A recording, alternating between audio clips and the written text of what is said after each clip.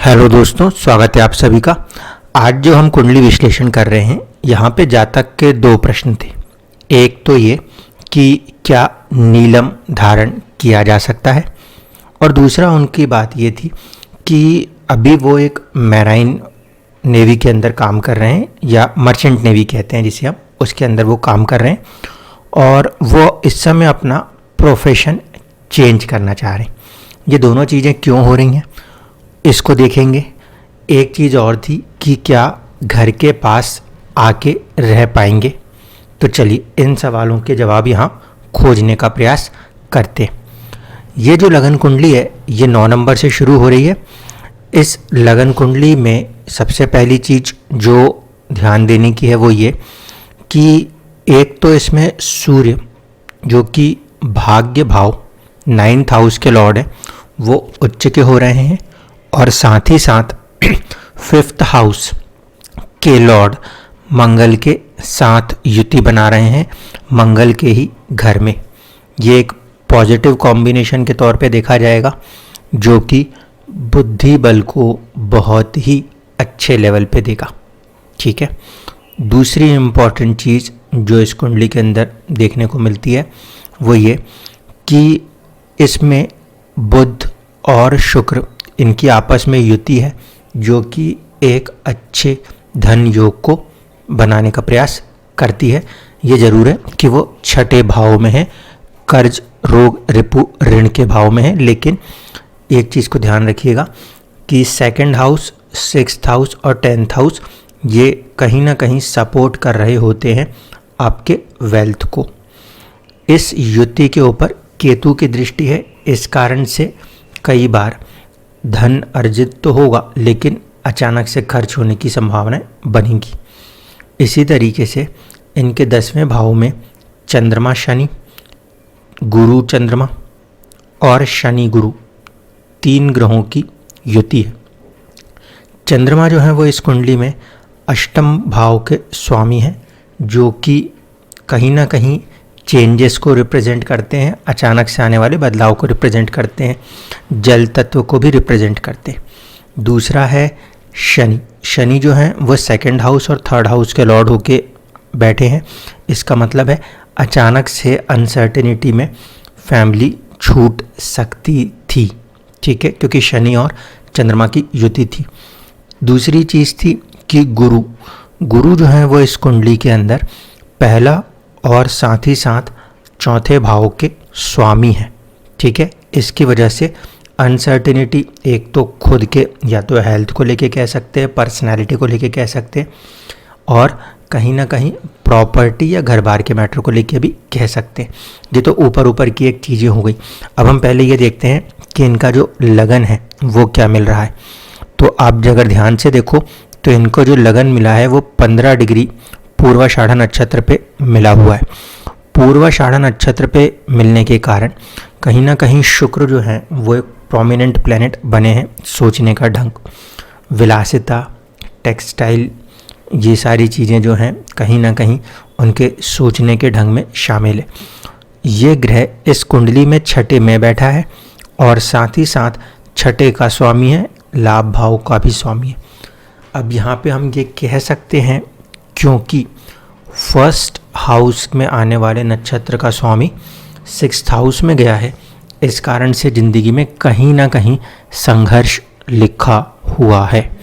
Service की तरफ भी आपका आना जो है इसी इंडिकेशन को रिप्रेजेंट कर रहा है। ठीक है, अब ये जो आपके सवाल थे उनकी तरफ हम धीरे धीरे करके चलते हैं। पहली चीज़ तो हम देखें कि क्या शनि को हम उपाय दें तो उससे कोई फ़ायदा मिलेगा। शनि जो हैं वो सूर्य के नक्षत्र में बैठे हुए हैं। ठीक, इसी तरीके से शुक्र जो है वो भी सूर्य के नक्षत्र में बैठे हुए हैं। गुरु जो हैं वो भी सूर्य के नक्षत्र में ही बैठे हुए हैं, और चंद्रमा भी सूर्य के नक्षत्र में ही बैठे हैं। इवन कि सूर्य भी खुद अपने ही नक्षत्र में बैठे हैं। यहाँ पे ज़्यादातर ग्रह जो है ना वो सूर्य के ही नक्षत्र में बैठे हैं, जो कि एक प्लस पॉइंट है। इस कंडीशन में शनि को वैसे भी बल देना कोई एक्स्ट्रा बेनिफिट देता हुआ नज़र नहीं आता। नवमांश की तरफ चलें। नवमांश में अगर हम देखें तो आप देखो, जब राहु की दशा चली है तो आपको कहीं ना कहीं अपना घर बार छोड़ना पड़ा है, क्योंकि नवमांश मैरिज के लिए स्पेसिफिकली देखा जाने वाली कुंडली है। तो यहाँ पे हम देख रहे हैं कि जो आपका 4th हाउस का लॉर्ड है मंगल, वो राहु के साथ है और अपने से द्वादश है। ऐसे स्थिति में मंगल की दशा या राहु की दशा चले तो घर छोड़ना होता है। अब ये दशा खत्म हो चुकी है और गुरु की महादशा में आप आ चुके हो, इसीलिए गुरु इस कुंडली में अष्टम में बैठे हैं अपने ही राशि में, और साथ साथ इनकी दृष्टि जो है वो चौथे भाव पर है। योग को देखिए, गुरु और शनि बहुत ही स्ट्रांगली कनेक्टेड हो गए हैं। चंद्रमा जो हैं वो हमें लगन कुंडली में साथ दिख रहे थे, यहाँ पे आके बदल गए हैं, दूर हट गए, छठे भाव में नज़र आ रहे हैं शनि की राशि में।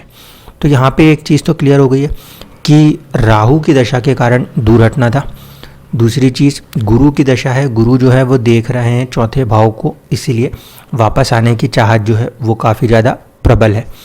ठीक है, शनि जो कि मेन लगन कुंडली में अगर आप देख रहे थे तो 2nd हाउस के लॉर्ड थे, और गुरु जो हैं वो मेन लगन कुंडली में 4th हाउस के ही कहीं ना कहीं स्वामी थे, और 12 नंबर में क्योंकि बैठे हैं तो चौथे भाव में ही बैठे हुए हैं। इसके बाद अगर हम बात करें प्रोफेशन को लेकर, तो प्रोफेशन में हम जब आएंगे तो हमें आपकी ये कुंडली मिली। इस कुंडली को मैंने आपके लगन के बराबर कर दिया। अगर ओरिजिनली देखेंगे तो इसमें लगन जो है वो 2 नंबर से आ रहा है, लेकिन अगर मैं इसको लगन के तुल्य कर रहा हूँ तो मैं ये देख रहा हूँ कि प्रोफेशन के अंदर एक तो चीज़ आ रही है कि छठे भाव में हमारा वो लगन गया है, इसीलिए कहीं ना कहीं चुनौतियाँ, कहीं ना कहीं संघर्ष था। दूसरी बात, चंद्रमा का प्रभाव दिख रहा है जो कि उच्च राशि है, इसका मतलब है जल तत्व का होना। एक और चीज़ है वो है कि शुक्र जो है वो आपके कर्णा लॉर्ड है।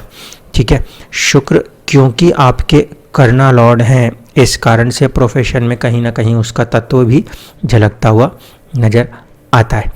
तो आप बार बार जो है वो साड़ी या इस तरीके के टेक्सटाइल, फूड्स, इन तरह के कामों की तरफ इसीलिए जा रहे हो क्योंकि वो शुक्र का एक डोमेन है। मेन इंपॉर्टेंट चीज़ देखिए कि आपके दशमांश में गुरु भी जल तत्व की राशि में, ठीक है, शुक्र भी जल तत्व की राशि में है, चंद्रमा जो है वो पृथ्वी तत्व की राशि में है, लेकिन वो रिप्रेजेंट करते हैं जल तत्व को और वो भी उच्च के हैं। तो कहीं ना कहीं आपके जो प्रोफेशन है उसके अंदर जल तत्व की मात्रा ज़्यादा थी।